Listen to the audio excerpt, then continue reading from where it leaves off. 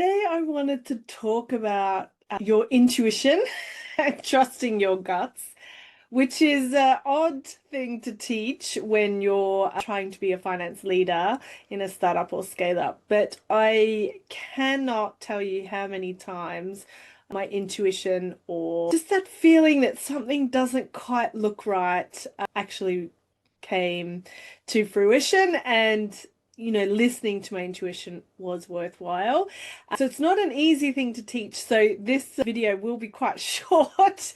Normally it's not as short as this one, but it is something worthwhile talking about for finance leaders in a startup or scale up.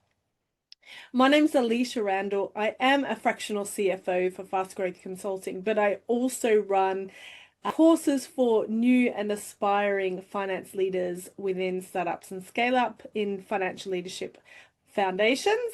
And I also wrote a book on that exact topic. You can see it here, Financial Leadership Fundamentals, How to Become a CFO in a Startup or Scale Up. So if you are an accountant or want to be an accountant and want to work and grow your career within startups and scale ups, then this YouTube channel is definitely for you. So please click on the subscribe button below.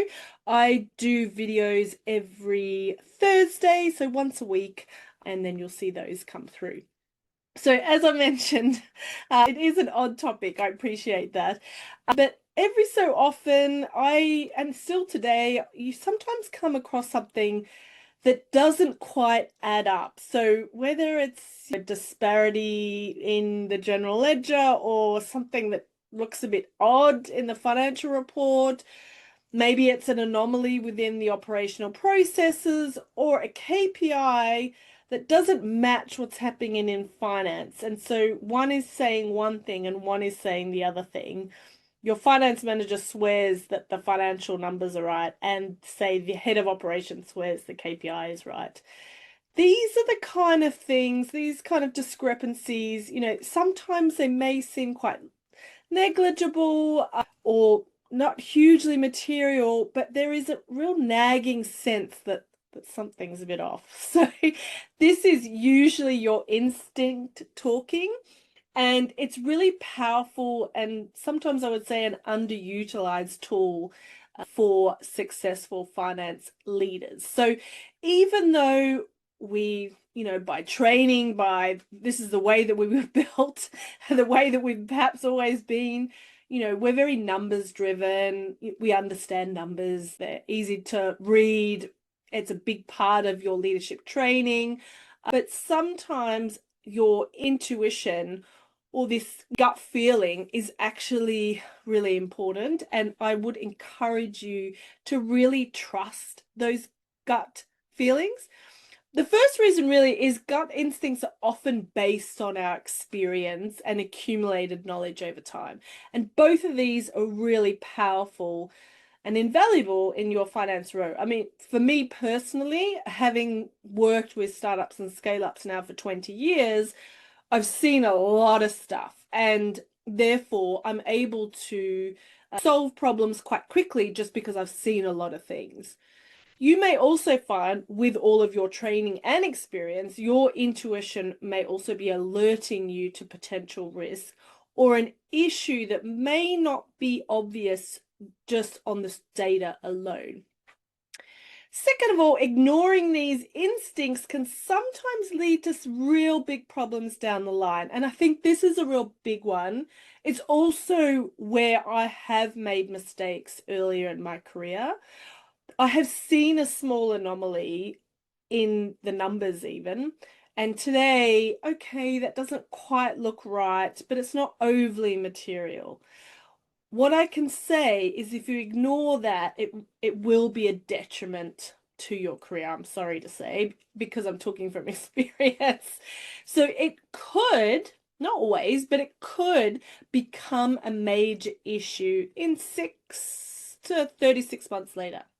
So in contrast, if you address this potential problem head on and now, not only do you mitigate potential future risks, which is a huge part of leadership, but you're also displaying proactive leadership skills.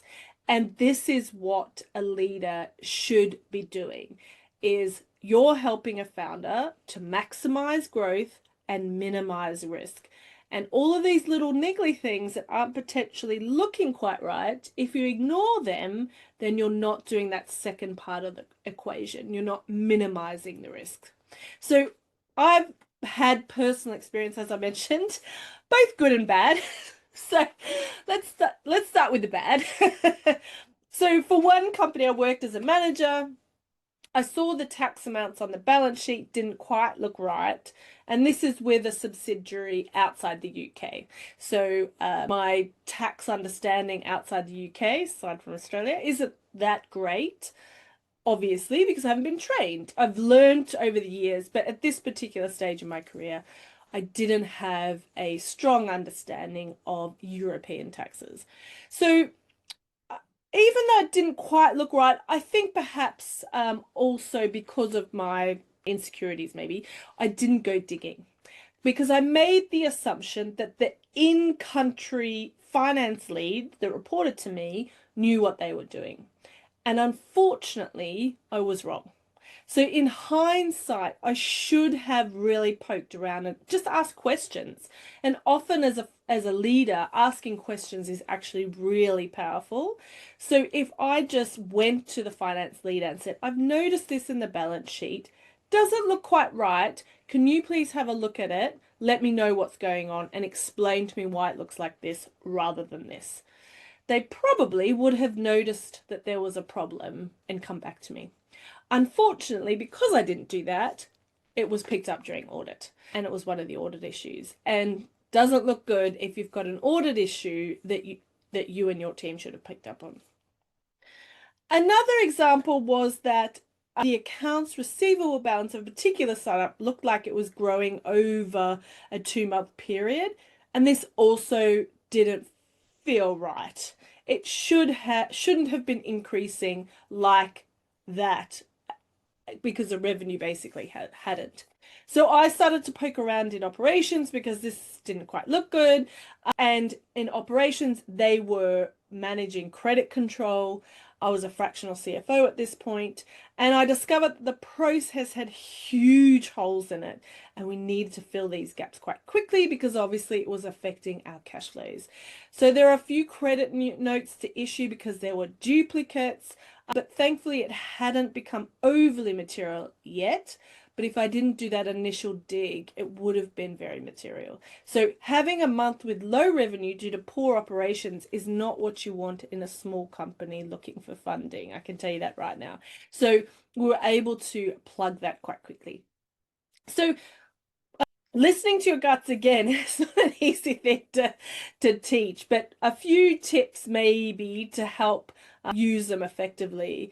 The first one is to pause and reflect. So when you get that nagging feeling, maybe instead of like pushing it away, maybe just take 30 seconds to consider it.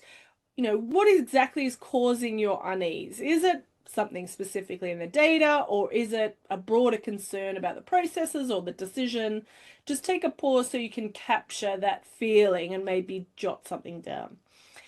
The second one is to investigate. So rather, again, than dismissing that instinct, you might want to have a closer look, or use that horrendous catchphrase that we had to use all the time in Amazon, is do a deep dive. So you want to review that data, ask some questions, and maybe seek additional information. The third one then is to validate. So check your findings with others, maybe discuss your concerns with team members, the leadership team, maybe even industry peers. There's lots of groups now that you've no doubt probably joined, and if you haven't, maybe look out for them.